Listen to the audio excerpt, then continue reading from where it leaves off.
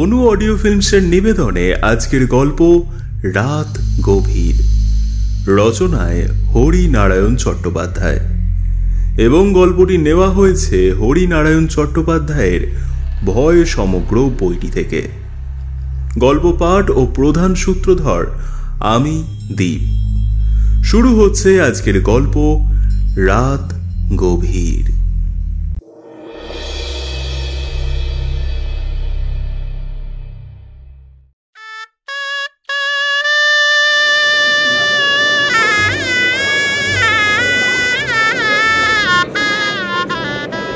দোষ আমারই, বন্ধুর বোনের বিয়ে, যাব আর খেয়ে চলে আসবো, এই ঠিক ছিল।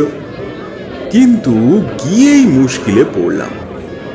বন্ধু একান্তে ডেকে হাত দুটো ধরে বলল, এই উদ্ধার করে দে ভাই, ভীষণ বিপদে পড়েছি। কেন রে, কি আবার হলো? আর এই পাড়ার ছেলে দল পরিবেশন করবে ঠিক ছিল, কিন্তু তাদের মধ্যে একদল পাড়ায় জলসা শুনতে চলে গেছে। লোক কম, তোদের হাত লাগাতে হবে বুঝলি। ঠিক আছে। পাঞ্জাবি খুলে ফেললাম, তারপর কোমরে গামছা বেঁধে লেগে গেলাম কাজে। সব যখন শেষ হলো রাত 12টা বেজে গেছে। নিজের আর কিছু মুখে দেবার ইচ্ছা ছিল না। একটু দই খেয়ে রাস্তায় যখন পা দিলাম তখন রাত 12টা। বন্ধু বলছিল নিমন্ত্রিতদের কারো মোটরে উঠিয়ে দেবে, কিন্তু রাস্তায় নেমে দেখা গেল সবাই চলে গেছে, কোনো মোটর নেই। বন্ধুকে আশ্বাস দিলাম আমি বড় রাস্তা থেকে একটা ট্যাক্সি ধরে নেব। 12:30 কলকাতার পক্ষে আর এমন কি। রাস্তার মোড়ে গিয়ে দেখলাম এদিক ওদিক ফাঁকা, যানবাহন তো নেই, রাস্তা জনমানব শূন্য। বরাত। আচমকা ফোঁটা ফোঁটা বৃষ্টি শুরু হলো। বিরক্তিকর বৃষ্টির ফাঁকে রাস্তার আলোগুলো বেশ নির্জীব, নিষ্প্রভ। পিছিয়ে একটা দোকানের আড়ালে দাঁড়াতে গিয়েই বিপত্তি। একটা কালো কুকুর শুয়েছিল। দেখতে না পেয়ে একেবারে তার পেটের ওপর পা চাপিয়ে দিতেই কুকুরটা বিকট স্বরে চিৎকার করে উঠল।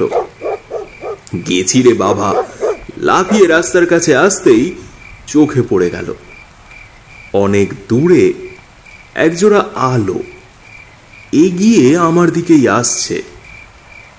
মরিয়া হয়ে রাস্তার মাঝখানে দাঁড়ালাম।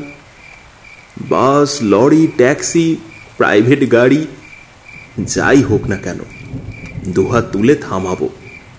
এই তা না হলে সারাটা রাত এইখানে দাঁড়িয়ে থাকতে হবে, কিংবা পিছু হেঁটে নিমন্ত্রণ বাড়ি গিয়ে বন্ধুকে ঘুম থেকে তুলে বিব্রত করতে হবে। আলো দুটো খুব ধীরে এগিয়ে আসছে। মাঝে মাঝে সন্দেহ হলো বুঝিবা থেমেই আছে, আর এদিকে আসবেই না। পকেট থেকে রুমাল বের করে সবে ভিজে মাথাটা মুছে নিচ্ছি, আচমকা কর্কশ কণ্ঠস্বরে চমকে উঠলাম। কে মশাই, রাস্তার মাঝখানে নটরাজ নৃত্য দেখাচ্ছেন নাকি? তারপর চাপা দিলেই চটে যাবেন। তাড়াতাড়ি রাস্তা থেকে সরে এসেই লক্ষ্য করলাম একটা মিনি বাস। দূরের আলো জোড়া আর দেখা গেল না, তার মানে দূরের আলো দুটো এই মিনি বাসেরই। হঠাৎ খুব দ্রুত এসে পড়েছে। এ দাঁড়াও দাঁড়াও, আমি উঠবো। মিনি বাস থামলো, হাতল ধরে উঠে পড়লাম। মিনি বাসটা একেবারে ফাঁকা।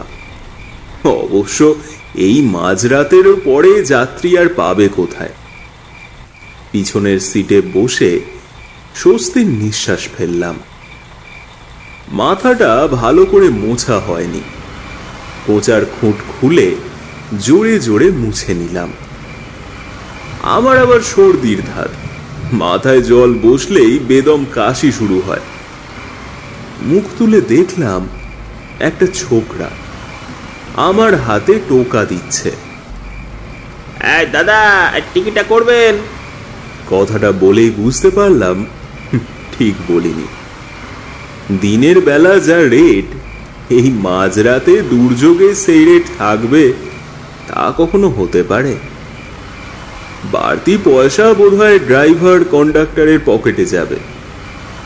কোনো কথা না বলে 3টে টাকা এগিয়ে দিলাম। টিকিট দিতে দিতে লোকটা বলল, মিনি বাসে যেখানে যাবেন 1 ভাড়া, সামনে স্টপেজে নামলেও ওই 3 টাকা। জিজ্ঞাসা করলাম, আচ্ছা ঢাকুরিয়া যাবে তো? হ্যাঁ যাবে, যেতেই হবে। তা কত ভাড়া? 3 টাকা। 3 টাকা? 90 পয়সা করে যায় যে। লোকটার সঙ্গে তর্ক করতে ইচ্ছে হলো না, বলুক যা ইচ্ছে। আজ রাতে যে পৌঁছে দিচ্ছে এই আমার ভাগ্য। সিটে হেলান দিয়ে বাইরের দিকে দেখলাম, সব ঝাপসা, কিছু দেখা যাচ্ছে না। ঘুমিয়ে পড়লেও অসুবিধে নেই। লোকটা জানে আমি কোথায় নামবো। মিনি বাস খুব জোরে ছুটছে। এত রাতে পথিক নেই, ট্রাফিক সিগন্যালের বালাই নেই, তাই এই বেপরোয়া গতি। কিছুক্ষণ পর ঘুমে চোখ বুজে গেল। ঢাকুরিয়া এলে ঠিক ডেকে দেবে। এক সময় ঘুম ভাঙল। চোখ হাত ঘড়ির দিকে পড়তেই চমকে উঠলাম। রাত 2:30।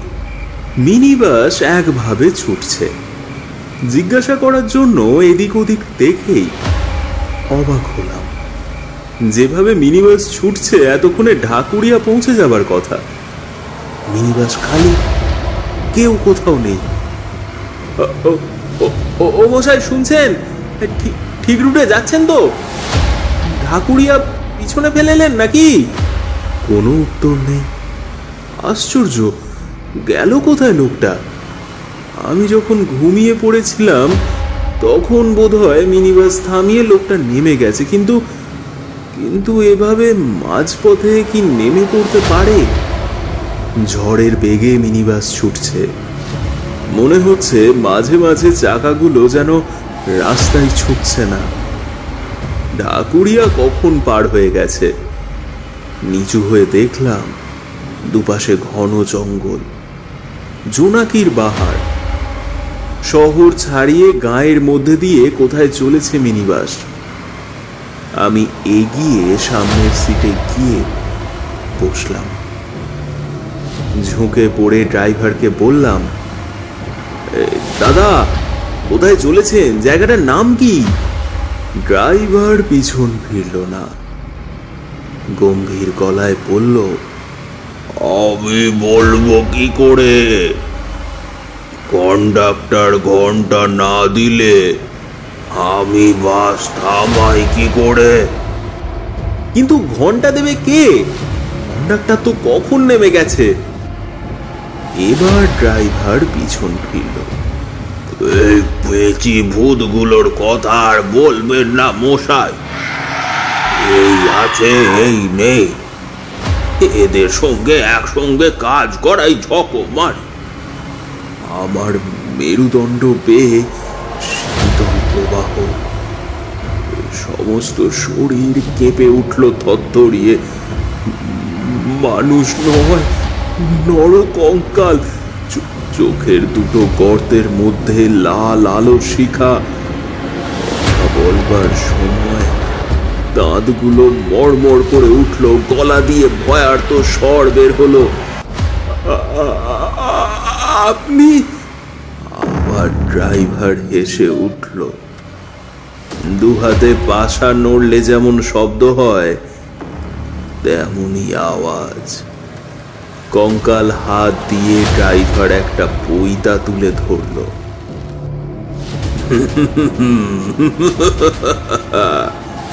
খানদানি ব্রহ্মদত্তি হে মশাই, বর্ণশ্রেষ্ঠ ব্রাহ্মণ ছিলাম। আমার সঙ্গে ওদের তুলনা? মরেওছি ব্রাহ্মণের হাতে। ড্রাইভার মুখ ফিরিয়ে আবার স্টিয়ারিং এর দিকে নজর দিল। কি দাদা, লাফিয়ে বেড়াচ্ছেন কেন? টিকিট করেছেন? পিছন থেকে কন্ডাক্টরের কণ্ঠ। লোকটা হঠাৎ এলো কোথা থেকে? কিন্তু কোথায় লোকটা? শার্ট, প্যান্ট, কাঁধে ব্যাগ সব ঠিক আছে, শুধু লোকের চিহ্ন নেই। আচ্ছা, মিনি বাসে উঠেছি তো, ভুতুড়ে বোধ হয়। এখন প্রাণ নিয়ে বাড়িতে ফিরতে পারলে হয়। পকেট থেকে টিকিটটা বের করে দেখালাম, গলায় সাহস এনে বললাম, এই কোথায় ছিলেন এতক্ষণ? কোথায় থাকবো, এই সিটের তলায় একটু ঘুমিয়ে নিচ্ছিলাম। ঘুম হবার কি আর জো আছে? তারপর লোকটা পাশে বসলো। লোকটা বসলো মানে তার জামা কাপড় বসবার ভঙ্গি করলো। তা আপনাকে কি বলছিল ভৈরব ভট্টাচার্য? দেহ অদৃশ্য, অথচ কণ্ঠস্বর কানে আসছে। আমি অবাক, জিজ্ঞাসা করলাম, এই ভৈরব ভট্টাচার্যটা কে? ওই যে বাস চালাচ্ছে, বাম নাই দেখাচ্ছিল বুঝি? যে আসে তাকেই পৈতা তুলে দেখা। আজকাল পৈতার কোনো মান সম্মান আছে নাকি? ওর জন্যই তো আমার এই অবস্থা। কিরকম? লোকটা ব্যাগটা কাঁধ থেকে কোলের ওপর রাখল, বেশ জুৎসই হয়ে যেন বসলো। তারপর বলতে শুরু করলো, স্টিয়ারিং ধরলে ভৈরবের তো আর জ্ঞান থাকে না। তখন মিনি বাস না উড়োজাহাজ কি চালাচ্ছে ভুলেই যায়। কতবার সাবধান করেছি জানেন মশাই, কিন্তু কে শোনে কার কথা? 5-6 বছরের বাচ্চার হাতে মুড়ির ঠোঙা, রাস্তা পার হচ্ছিল, দিলে তাকে চাপা, ব্যাস চারিদিক থেকে লোক ঘিরে ফেললো। আধলা ইটের বৃষ্টি শুরু হলো মিনি বাসের ওপর। চায়ের দোকান থেকে এক টিকিওয়ালা বামুন বের হয়ে এলো, হাতে লোহার রড, একেবারে সোজা ভৈরবের মাথায়। আর শব্দটি করতে হলো না, স্টিয়ারিং এর ওপর নেতিয়ে পড়ল। আমি দরজা দিয়ে পালাবার চেষ্টা করছিলাম, থানিট এসে লাগলো আমার চোয়ালে। বাপ বলে ডিগবাজি খেয়ে রাস্তার উপর পড়লাম। সেই থেকে এই অবস্থা।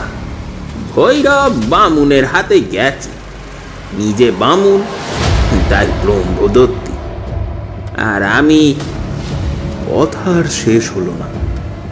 ভৈরব ভট্টাচার্য হুঙ্কার দিয়ে উঠল, দেখ বুবে, প্যাসেঞ্জারকে যা তা বুঝাতে যাস না।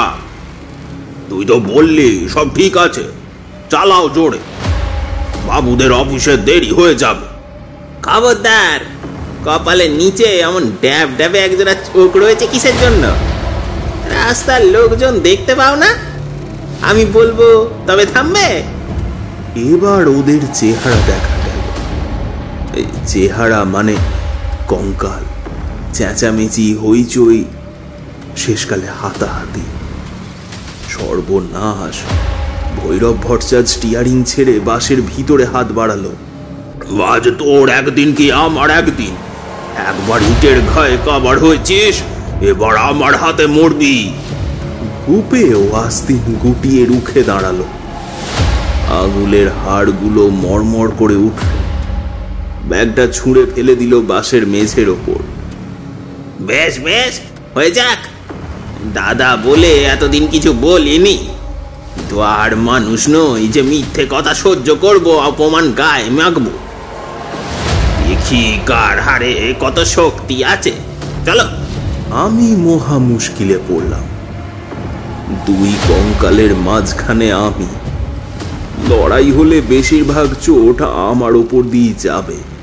স্টিয়ারিং ছেড়ে ভৈরব ভট্টাচার্য ভেতরে চলে এসেছে। স্টিয়ারিং এ কেউ নেই, অথচ ভুতুড়ে বাস উদ্দাম বেগে ছুটছে। বুঝতে পারলাম এখনই আশেপাশের দোকানের সঙ্গে কলিশন হবে। মিনি বাস চুরমার, সেই সঙ্গে আমিও। অনেকগুলো উত্তেজিত কণ্ঠস্বর। কেউ ভৈরব ভট্টাচার্যের পক্ষ সমর্থন করছে, তো কেউ কুপি। কিন্তু বাস তো খালি ছিল। এতগুলো লোক এলো কোথা থেকে? মুখ ফিরিয়ে যা দেখলাম তাতে আমার মাথার চুল সজারুর কাঁটার মতন খাড়া হয়ে উঠল। মনে হলো বুকের টুকটুক শব্দ বুঝি বন্ধ হয়ে যাবে। একেবারে সামনের সিটে আমার পাশে তখন হালদারের দাদা মশাই। মাস দুয়েক আগে যিনি বাজার থেকে আসবার সময় বাসের চাকার তলায় একেবারে থেঁতলে গিয়েছে। তার পিছনের লোকটিও আমার খুব চেনা, আমার অফিসের দপ্তর। সে কদিন আগে অফিসের সামনে ট্রাম থেকে নেমে রাস্তা পার হবার সময় বাসের তলায় গুঁড়িয়ে ছাতু হয়ে গিয়েছিল। আর একজনকে চিনতে পারলাম, আমাদের জিয়ে 7 বছরের ছেলে রতন। সেও মারা গেছে বাসের চাকায়। বাকি লোকগুলোকে ঠিক বুঝতে পারলাম না, তবে রক্ত মাংসের মানুষ কেউই নয়, সবাই কঙ্কাল। বিকট চিৎকার আর হাড়ের হাততালির কানে তালা ধরা শব্দ। লড়ে যা ভৈরব, তুমি দেখি তোর মুরদ। আর একদল চেঁচাচ্ছে, সাবাস কবি, একটা আপার কাট, ভৈরবকে ঠান্ডা করে দে দেখি।